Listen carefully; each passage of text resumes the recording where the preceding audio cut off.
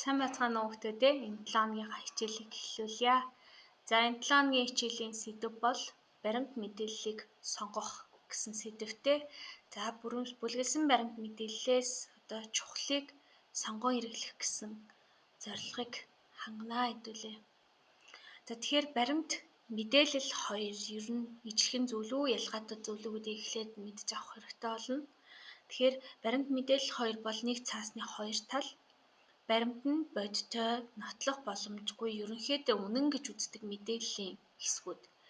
Харин мэдээлэл гэдэг нь баримтуудын цуглуулга бөгөөд эдгээр баримтуудыг зохион байгуулж контекстэд оруулдаг. Баримтыг мэдээлэлтэй ерөөсөө андуурч болохгүй. За баримт гэдэг бол ерөөсөө бидний судалгаа эсвэл туршлагаар мэдж болох нотлохоо юм.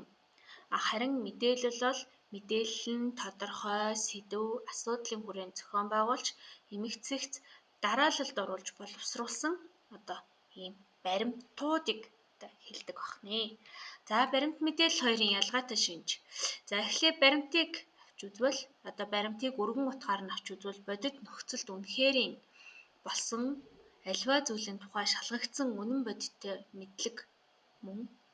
За баримтуудыг дотор нь анх дагч, хоёр дагч, гурав дагч гэж одоо ангилж авч үздэг. Тэгэхээр сэтгүүлч амьдралаас шууд авч баримтжуулсан тэргүүн зэргийн ач холбогдолтой юмыг одоо анхдагч баримт гэдэг бол хоёрт нь бол сэтгүүлч түүнчлэн хоёр дахь этгээдээс авсан мэдээлэгчдийн өгсөн үйл явдал, үйлдэл, үзэгдлийн тухай урмц баримт болдог.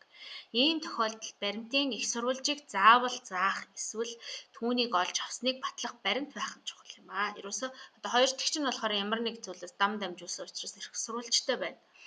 За гурав дахь нь болохоор 3 дугаар зэргийн баримт гэж байдаг. Энэ нь ямар нэгэн үндэслэлийн агуулдаг боловч үндэслэлийг агуулдаг боловч юугаарч батлагдаагүй янз бүрийн цуурхал, таамаглал, хов живийн шинжтэй байдаг бахнэ. За харин мэдээлэл гэдэг нь баримтаас ямар ялгаатай вэ гэхээр бидний сурч мэдэж ойлгож болох зүйл юм. Өөрөөр хэлбэл тус тусдаа байгаа баримтуудыг одоо эмэгцэгцэд оруулж боловсруулан баримтуудыг ашиглан сонин нийтлэлийг их болгосныг мэдээлэл гэж үзнэ. За тэгээд мэдээлэл нь ямарваа нэг асуултын хариулт болж өгдөг бахнэ.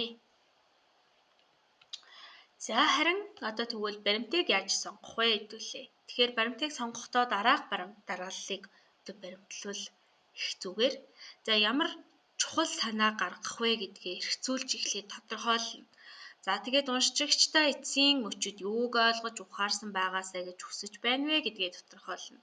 Үүний дараа баримтаа цуглуулах судалгаа хийж эхэлнэ. За тэгээд судалгаа хийх буюу баримт цуглуулахдаа хамгийн түрүүнд их сурвалжаа бодно. За тэгээд дараа нь уншигчдад чиний ойлгуулах гэсэн санааг найдвартай илэрхийлж нотолж чадах одоо баримтыг чухал гэж үзээд одоо ингэ сонгоно. Тэгээд сонгосон баримтуудаа одоо санаагаар нь бүлэглэе гэж байгаа.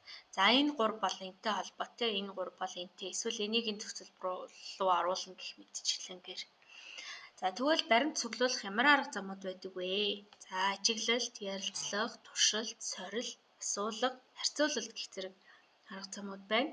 Тэгэхээр эсэнт юуны тухай ямар асуудлыг хөндөж хэнд зориулж бичиж байгаагаас шалтгаалсан баримтыг одоо шалтгаалan өөрөөр сонгоно. За жишээлбэл бага насны хүүхдүүд юм уу, аль эсвэл олон янзын мэдлэг боловсролын түвшинтэй хүмүүс унших бол ихэвчлэн сонирхолтой баримтуудыг сонгодог. За харин олон талаас нь судалж үзснээ харуулах бол мэрэгжлийн үг хэллэг, шинжлэх ухааны нэр томьёо, тоон баримт, судалгаа бүхий үндэслэлтэй одоо ийм найдвартай баримтууд одоо зайлшгүй хэрэг болдог байх нэ. За жишээлбэл эдэний дээд цай гэсэн мэдээлэлд дараах баримтуудыг ашиглаж болж байна. За үүнд одоо цайны модны навчийг эдээшүүлэн ундыг цай хийсэн эдээшүүлсэн ундыг цай гинэ. Халахчуудын ундааны төрөл зүйлд сүйтэй цай, бор цай, хийцтэй цай. За борлуулсан цай, цэнгэг ус, гүний айраг, шимээ арх зэргийг дурдж болно. За мөн цайнд ус, сүү, давс, хужир гэх 5 эдээг найруулж хийдэг учраас 5 тансаг эдээ гэдгээ.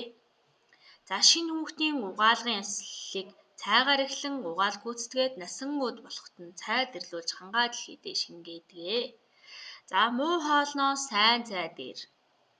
За цайгаа том ширмэн тогоонд сүү давс шар тос юм уу хоньны сүүлээр хачирлан чанана. Ингэж ялангуяа давс амтагдсан тос хөвсөн шаргал цагаан шингэнийг цай хэмээн нэрлэх бөгөөд түүнийг чихэргүй өнө. Европ хүн энэ цайг эхлээд хачирхан байснаа одоо яваанда түүнд дасдаг. Би өөрөө энэ цайг алавдаж ууж л сурсан. Энэ маань цайч биш юм аа. Цайч биш юм аа. Би шүл гэж бодоод л залхихад гулгаад л ордог байлаа гэсэн одоо нэг хүний одоо ишлэл баримт байна. За гих зэрэг ийм одоо